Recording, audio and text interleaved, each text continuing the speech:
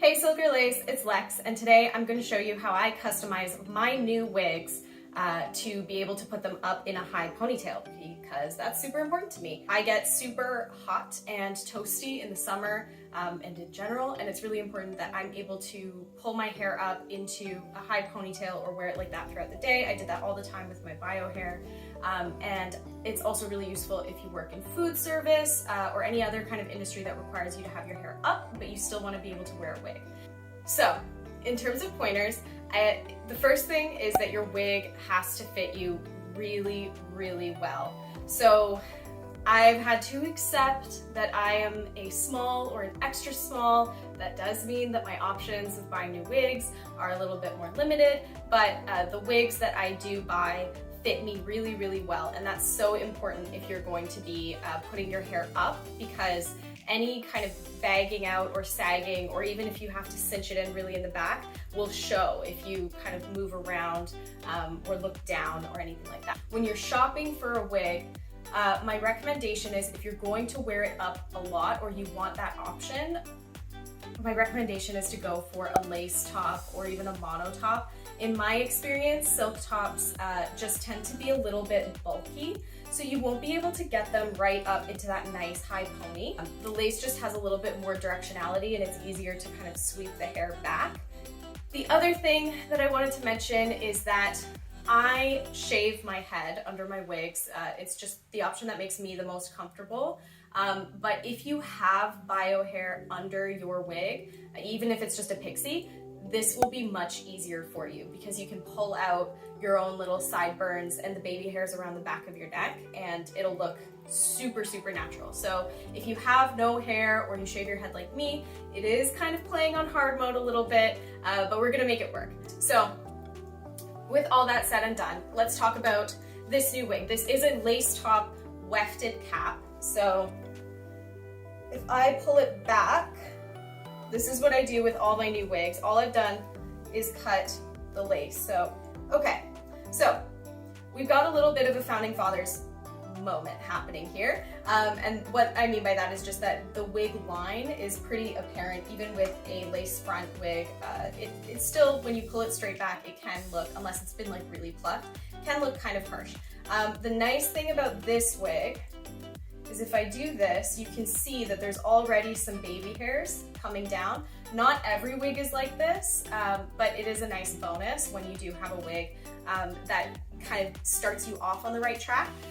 But it doesn't really make a difference in terms of what we're gonna do to customize it. So the thing that I do is I pull my hair back first, and I do it how I would have done it with my own hair. So I don't usually part my hair, or I didn't usually part my hair when I was pulling it back. I would just like scrape it back, and that's what lace tops are really good for, because the hair will follow that movement. With the silk top, it'll resist it a bit, because they do like to kind of sit where they've been set.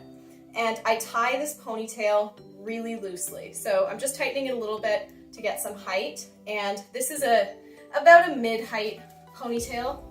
You can go higher, but just for deciding where we're gonna customize, this is fine. So then I go through, and you can see, so this piece has structured ear tabs, which is really great because it allows there to be enough tension on the lace that you don't have to glue it down. So we're just going to go through and kind of really, really gently, I'm not digging in or anything, just pull forward the hair that you think would come forward if you were to pull your hair up into a ponytail. And like I said, this wig kind of has it started for us, but over here, my sideburns kind of peek out a little bit, and I want that to be covered so that it blends. So I'm just going through. You can use a comb for this if you want. I just use my fingers. And then at the back, so you'll see if I just pull it back, the back kind of likes to jump up a bit. So I just loosen that and make sure it's lying flush, and you can see, you know, where my hairline dips down here. So I just go through, and of course the back doesn't have any baby hairs cut into it. So that's why we tied it really, really loosely, so that we can just really easily, gently pull it through. You don't want, If you are really yanking at it, that means that you've tied the ponytail too tight. And you can do this just holding the ponytail up. I just like to have that sort of full effect and that tension on it kind of the whole time. It just makes it easier to hold and make sure that I'm only getting the hair that I want to get. So same thing on this side. I kind of focus in here because that's where my hairline naturally dips down.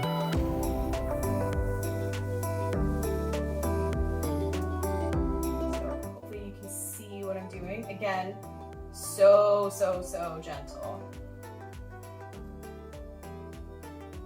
And I just honestly do it by feel. I check it in the mirror before I do anything rash, obviously, but just kind of feeling it out.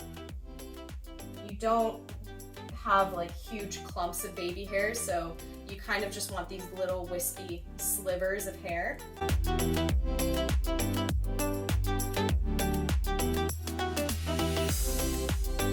Okay, so I'm gonna clip the ponytail out of the way. We're gonna do the scary part in just a moment. So you have, in terms of cutting implements, a few options. Whatever it is, make sure it's sharp because you don't want to be splitting the hair when you're cutting into it. And if you're using a dull blade, that can happen. So you can use, these are embroidery scissors, but they're super sharp. So I like them for really precise work. I use them to cut my lace kind of in place of a razor, just because I open them up and I just kind of glide it through the lace, and I find that gives me a good amount of control. You can also use hair cutting scissors. These are great. They're nice and sharp, no kitchen scissors. I tend to prefer the smaller implements because it gives me a little bit more control. And then what I'm actually going to use today is a face razor. So these are like little single blade razors meant for like shaving peach fuzz or your eyebrows or something like that. And I use them to cut baby hairs in because they are a single blade, and the method of cutting means that you're only really going to be using one blade at a time. So if you're going to do it with embroidery scissors or any pair of scissors, you're going to go in with the single blade like this and cut, or even like this. But the important thing is that you're never closing and just completing this whole snap. Like, we're not digging in there and like slicing hair off, because you want a little bit of imperfection, you want some variation. That's how baby hairs look naturally. So what I like to do, because the other thing is that, or the other thing to keep in mind is that you want your baby hairs to sit on the hairline. That's where they are. So this is kind of a fail-safe. If you have taken too much hair, you can kind of just, I use this razor, but you can use any kind of sharp blade, and I just go in like this. And you can see there's a small amount of hair coming off, kind of like you're thinning a wig with like thinning shears where it's not a complete cut. So I'm going in at this almost parallel to the actual hair, just not quite. So I'm just taking these little slices. And always from underneath, if you can manage. And the nice thing about that is that you'll get the variation just naturally as you swipe down. So you'll have these shorter bits and these longer bits that will help you out. And I like to leave enough hair to actually pull back behind my ear. So when I pull back my hair, I just get that really natural kind of wispy effect. So we're just gonna keep going.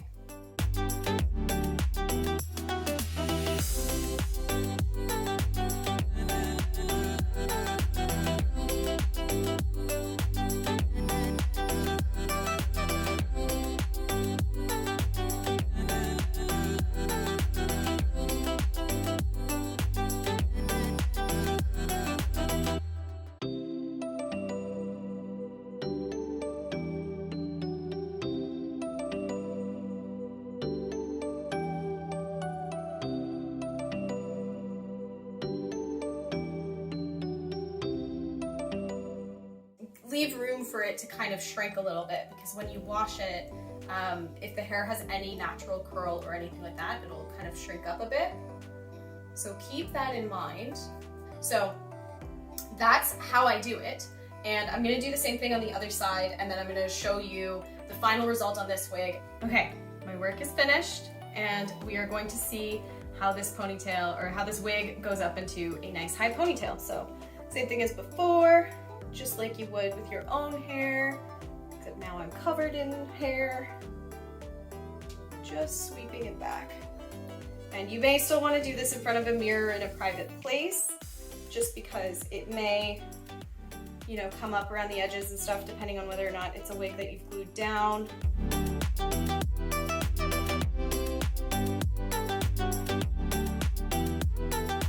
If the wig fits you well, you shouldn't be getting like a lot of undue tension or anything like that. That's my favorite thing about wigs, really, is that I don't get like ponytail headaches the way I used to. So same as before, really. I'm just going in, but now we're gonna have more friends joining us. And these baby hairs have already started coming down. So like before, when you tie a ponytail, it's gonna wanna come up. So I just gently negotiate it back down and allow these encourage these baby hairs to make their appearance known. And if you're gonna wear this all day, my real recommendation is to gel the hairs at the back of your neck or something like that, just because with humidity and things like that, it does tend to, but this is a brand new wig, so it's fresh out of the box. It has barely experienced weather conditions, so it's not gonna lay like right flat to my head like my natural baby hairs would have, but you can absolutely coax that along with some gel. And you can see here, if I want to do that little ear tuck thing, because that's what my own baby hairs used to do, I can totally do it. And that's it.